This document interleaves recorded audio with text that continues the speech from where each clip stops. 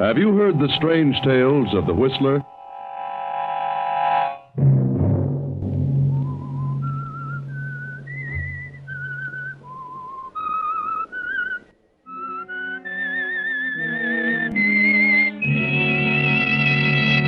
I'm the Whistler.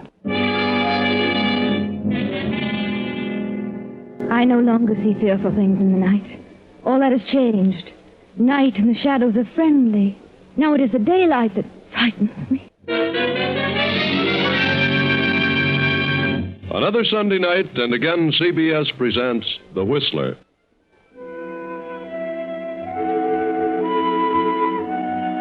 I, the Whistler, know many things, for I walk by night. I know many strange tales, many secrets hidden in the hearts of men and women who have stepped into the shadows. And so I tell you tonight the unusual story of Legacy of Death. It was 10 years ago that Henry Mitchell, formerly a biologist, married Martha Holliston, the widow of a wealthy cotton grower. Martha continued to direct the business of the plantation with the aid of Henry as overseer. She had one child, a daughter, by her deceased husband, a girl named Doreen. Now the mother lies on her deathbed. She's been ill for almost a year and grown steadily weaker. It won't be long now, Henry. And there's something I must tell you. Something you must promise to do for me. Yes, Martha, I'll do anything. It's about my daughter. Doreen is 21 now. She's a woman, and she'll be thinking of marriage soon. I know, Martha. I've watched her every move, raised her carefully. I've been stern in my opinions regarding her. And perhaps, at times, I've seemed too strict. Yes, Martha, but a mother knows best. Doreen has always been an odd child. You've mentioned that yourself many times. And as she grew older, she became more strange each day. A peculiar, exotic mind. She must still be guarded and handled carefully until she reaches 30. What are you trying to say, Martha? Doreen is the last of her father's line. And from that line, she's inherited something horrible. What? You mean insanity? No, not insanity. Not insanity? Well... But a horrible tendency. It skipped her father. If it appears at all, it always occurs in the early 20s. If it doesn't appear by the time they reach 30, then they're safe. But what is it, Martha? What has she inherited? The tendency to murder. Good Lord. She must be handled delicately, gently, like a flower. Treated as a minor until she's 30. And if she suffers no emotional upset by then, she's safe. Love, deep love, paves the way for possible emotional upsets, jealousy, hatred, and fear. But it may skip her. You must promise me that you'll care for her as you would your own daughter. Yes, dear, I promise. According to her father's request, I've left the estate to Doreen, with you as trustee and manager, at a yearly salary. Yes, Martha, that's very good of you. Until she's 30, she must have your consent in every matter, particularly marriage. Yes. If she defies you regarding marriage, then you must tell her the truth, but only then. I understand, Martha. Oh, please don't say any more. Now that I've told you, I can rest so much easier. I'll send Doreen in now, dear. I'll be just outside. Henry, you're a darling.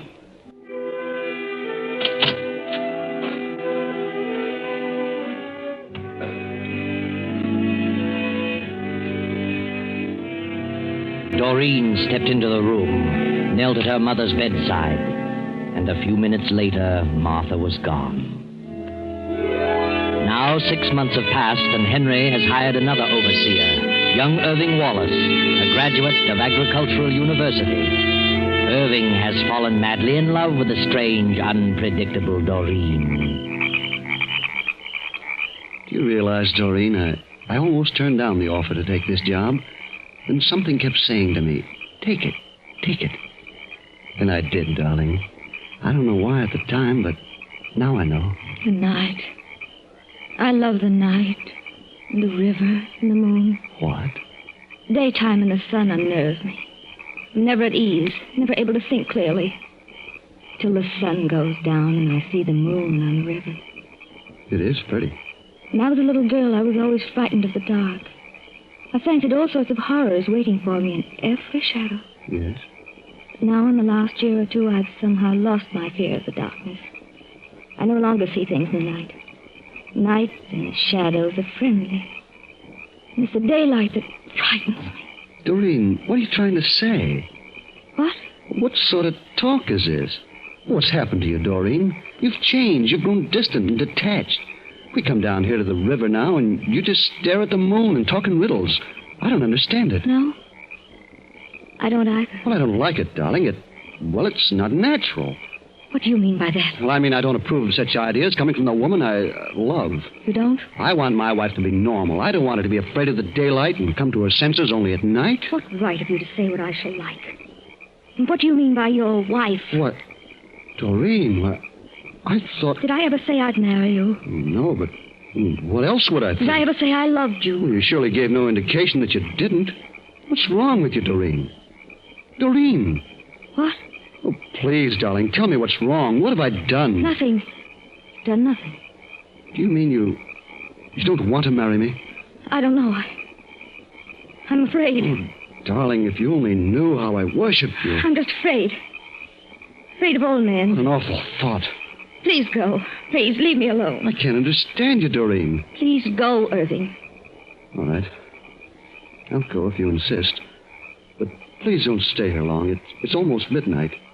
What? Nothing, darling. Nothing.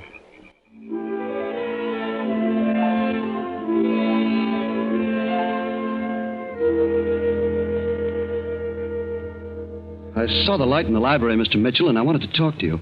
Have you noticed anything strange about your stepdaughter lately? Strange? I mean about her behavior, her actions. Not particularly. Well, I just left her down on the riverbank, and she's talking a lot of nonsense. Nonsense?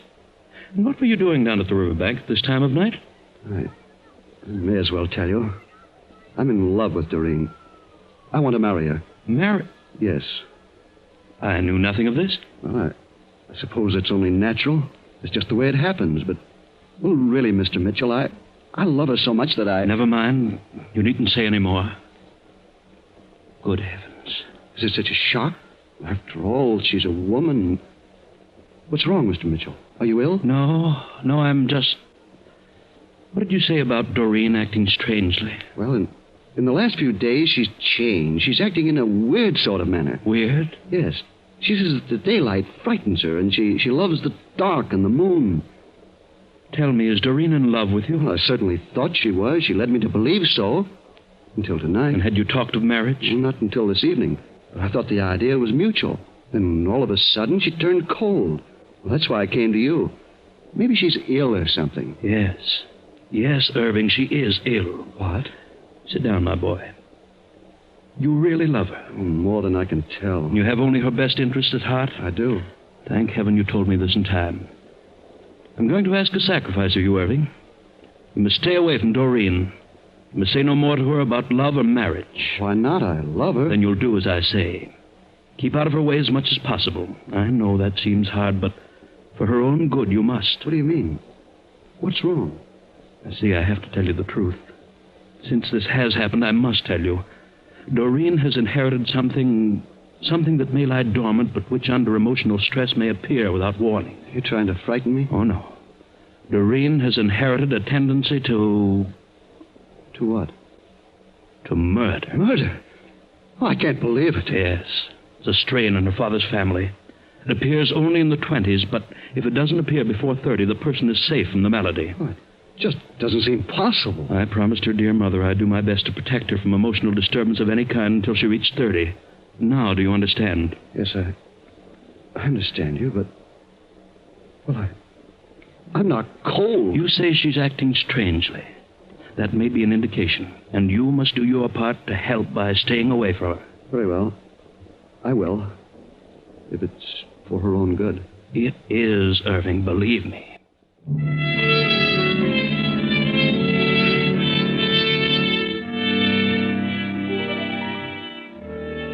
Irving keeps his word, and difficult as it is, he avoids Doreen. Then a few weeks later, Henry Mitchell's handsome young brother, his only living relative, Clyde Mitchell, a wealthy Hollywood writer whom Henry hasn't seen in years, drops in unexpectedly.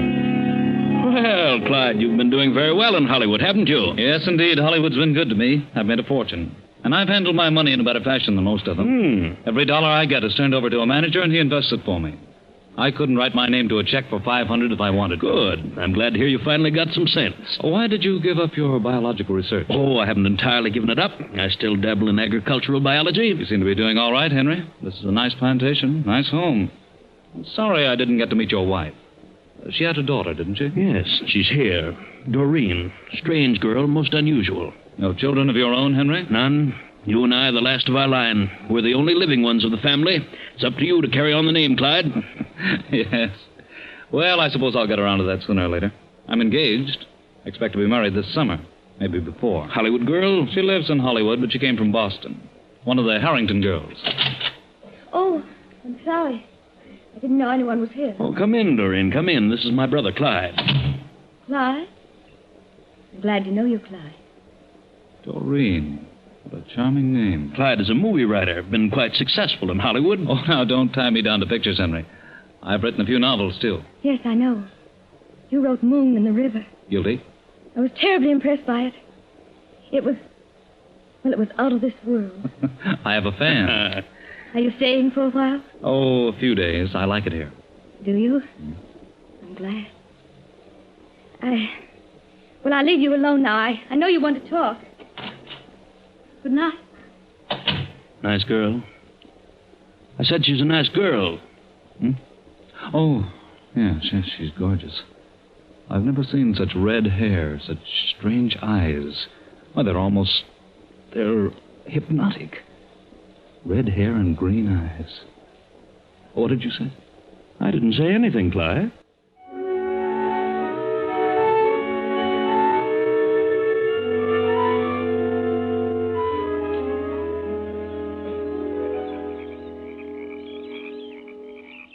Why have you brought me down here tonight, Doreen? The river, Clyde.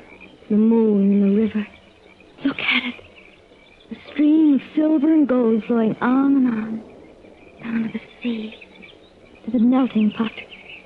To eternity. Yes. It's very beautiful. That's your river. Moon and the river. You made me conscious of that, Clyde. It breathes and lives. That's why I've come to love the night and hold no fear of the dark. You mean you're at ease in the dark? Tonight I'm soothed and the moon thrills me. The moon and the river. And they mean the same to you. The same? They must. Or you could never have written as you did. You and I are the same, Clyde. We see alike. Look at me, Clyde. Yes? Why don't you say it? I know what you're thinking. Say it. Doreen, You love me. No, don't turn away. Look in my eyes and say it. I love you. I love you, Doreen. And I love you, darling. Oh, Clyde, dear. If you only knew what it's meant to me, your coming here 2 weeks ago. You saved me, Clyde. Saved me. But you don't understand, Doreen. It's all wrong. Everything is wrong. Look at me, Clyde, look. Everything's right. Just as it was intended. Isn't it? But you must listen. Hold me close, Clyde. Kiss me. Doreen, darling, Yes, dearest. What are you trying to tell?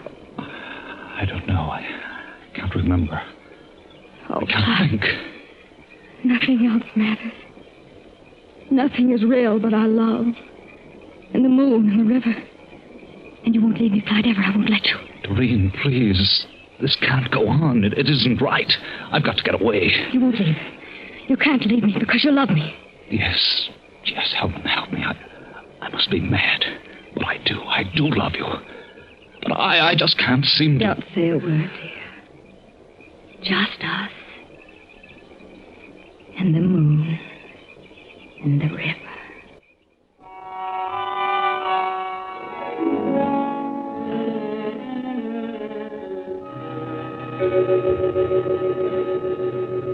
Oh, Clyde.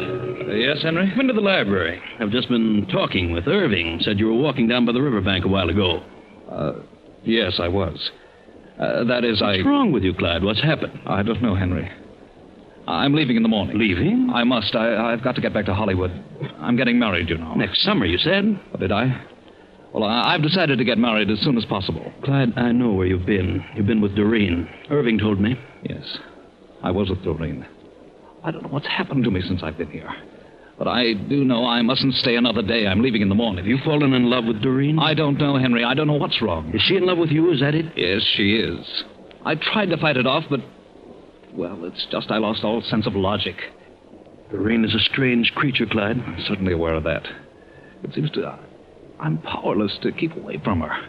I mustn't stay longer. I'm leaving the first thing in the morning. I'm sorry to see you go, Clyde. I'd hoped you'd stay longer, but perhaps under the circumstances it's best. I only wish I were free to go with you. You can come along if you want. No, I can't leave, Clyde. Because of Doreen? Is that what you're trying to say? Yes, Clyde. I can't leave her alone for a single moment. What's wrong with her? There's something odd about her, and you know what it is. Does she know you're leaving? No, I tried to tell her. I see. And I'd better tell her. Yes. Good night, Henry. Clyde climbs the stairs and goes to his room. Henry stands in the door of the library, lost in thought. A few moments pass, and Doreen comes into the hallway from outside and starts for the stairs. Doreen? Yes? Come in. What is it?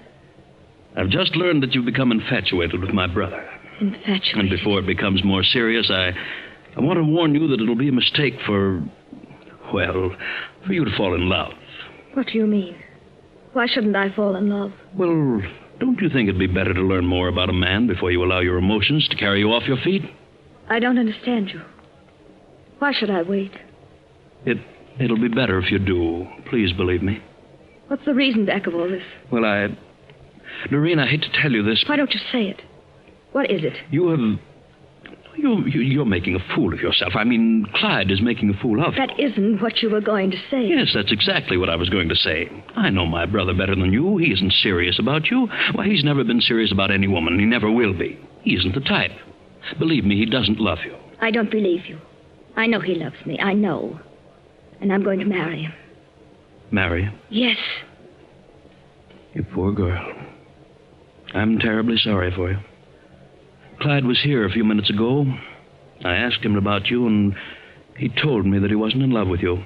You see, my dear, he's engaged to another woman. He's going back in the morning to be married. Married? If he had been serious, he'd have told you the truth. I'm sorry this had to happen to you. I have tried my best to keep you from falling in... What did you say? Go on, finish. I said that... Oh, please, Doreen, don't become upset. You tried to keep me from falling in love. That's what you were going to say. Doreen, you must... Why didn't you want me to fall in love? Why? No, Doreen, control yourself. Do you know what I'm thinking? Doreen. I despise you. I hate you. Oh, no, you don't understand. You don't want me to marry Clyde. You don't want me to marry anybody. And I know why. You're lying to me. You told him something to drive him away. I've told him nothing, and I'm not lying. I'll find out in just a moment. Wait, Doreen, wait. I didn't want to tell you, but I see now that I must. You see, my dear, you've inherited a complex, something that lies dormant and may be brought into action under emotional stress. Inherited a complex? Yes. A tendency to murder. Murder? And that's why I've tried to keep you from falling in love, from subjecting yourself to emotional stress. So that's what you told him.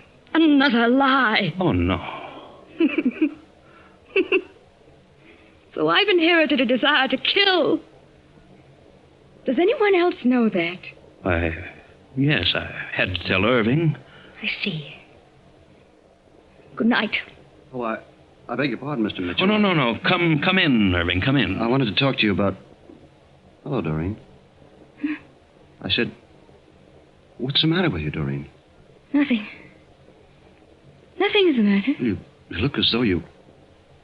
Doreen, what is it? Are you ill? Yes, I am ill. Haven't you heard? Doreen! Good night, both of you.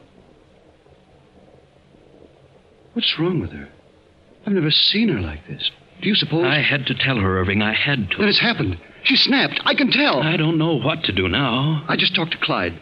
I told him he had to leave at once. The sooner the better. And I told him why. Told him about Doreen. I begged him to go for her sake. He only laughed at me. Told me to tend to my own business. If Clyde tells her the truth, which he will, she's liable to snap completely. But what can we do? I know what to do. When Clyde tells her, she'll turn violently against him. He's got to leave on the first train in the morning, but tonight she may do something. I'll change rooms with Clyde after she talks to him. What can I do? Nothing, Irving. Just try to forget it. Oh, you can get me some coffee. I've got to stay awake tonight.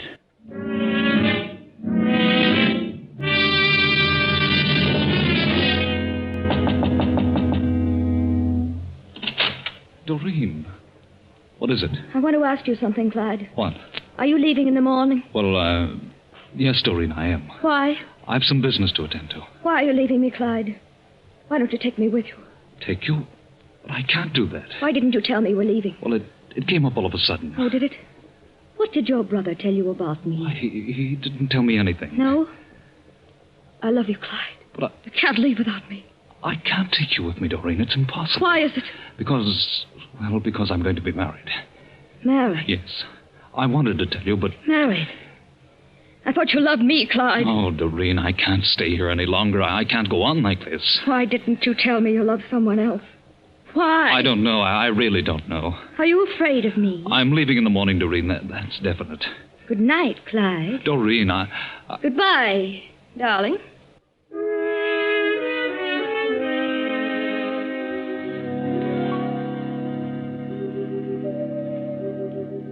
Now, the next morning. Breakfast is set early since the first train leaves at 8:30. At 7, Doreen, her face pale, deep shadows under her green eyes, comes slowly down the stairs to the sunroom. Good morning, Doreen. Morning? Sit down, Doreen. Did you rest well? No. I didn't sleep so well either. Guess the storm disturbed me. Was there a storm? Yes, an electrical storm. Didn't you hear it? I don't remember. What time does the train leave? 8:30. Clyde will be down in a few minutes. Mr. Mitchell. Yes? Mr. Bolton like to see you. Oh, tell him to come in. Morning, Mr. Mitchell. Morning, Bolton. This is Mr. Davis, my assistant. This is Dr. Upton. How do you do? How do you do? Gentlemen, this is my daughter, Doreen, and this is my superintendent, Irving Wallace. Yes, I know. How are you, Irving? What are you doing here? May we see the body, Mr. Mitchell? Yes, Sheriff. Sheriff! Body? What's happened? Clyde has been murdered. Clyde! Murdered?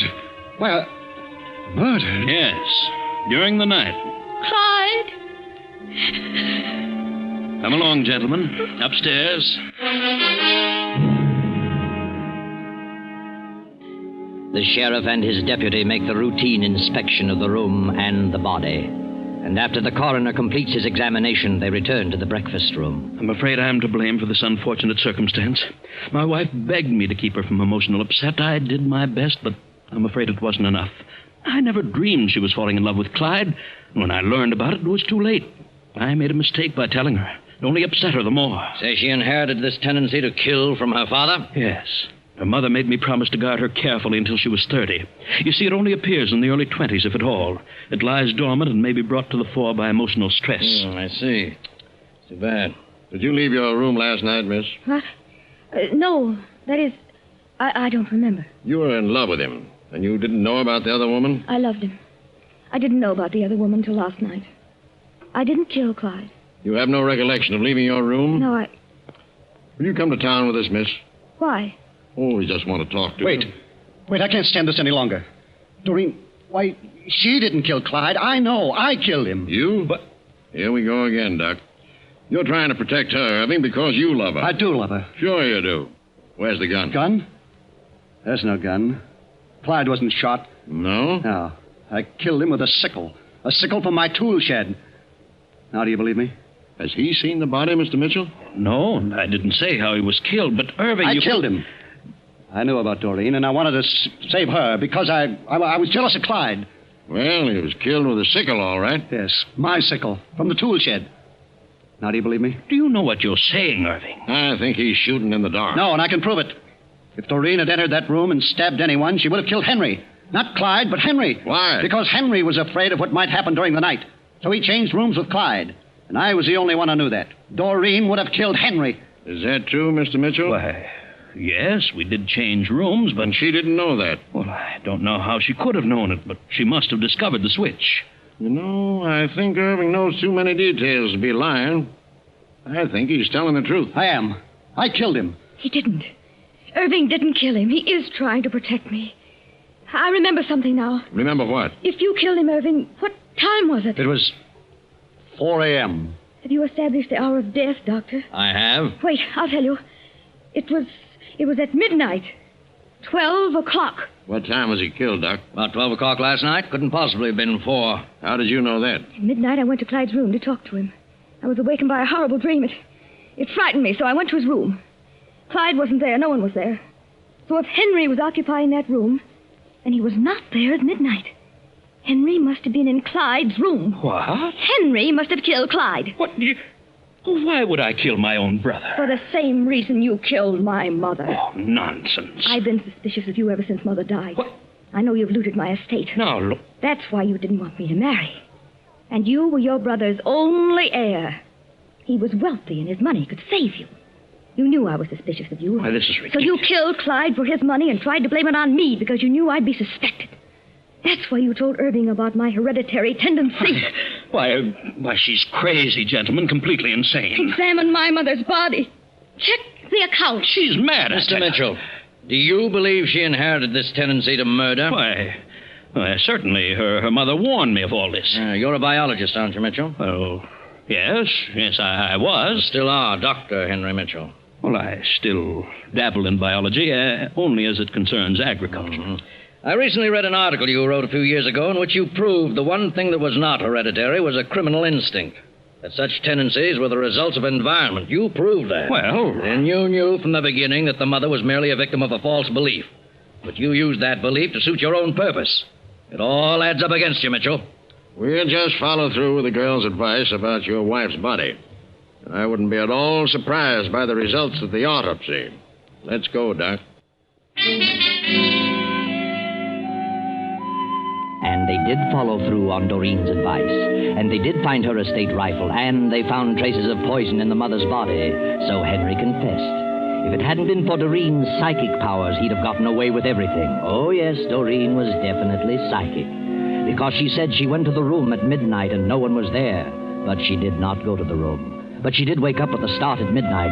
She knew something terrible was happening, but didn't know what it was till this morning. She put things together and knew the truth. And Irving knew about the sickle because he missed it from its rack, and he was merely guessing. But it all worked out to a successful conclusion, and Doreen need have no further worry about her so-called inherited criminal tendency, because there is no such thing. I know.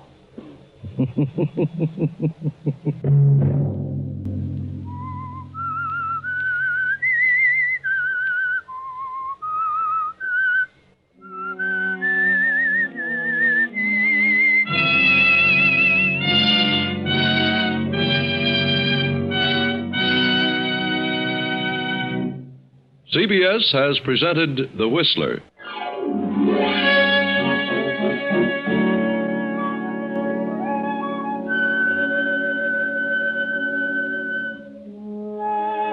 Original music for this production was composed and conducted by Wilbur Hatch. The Whistler is written and directed by J. Donald Wilson and originates from Columbia Square in Hollywood. Next week, same time, I, the Whistler, will return to tell you another unusual story. Good night.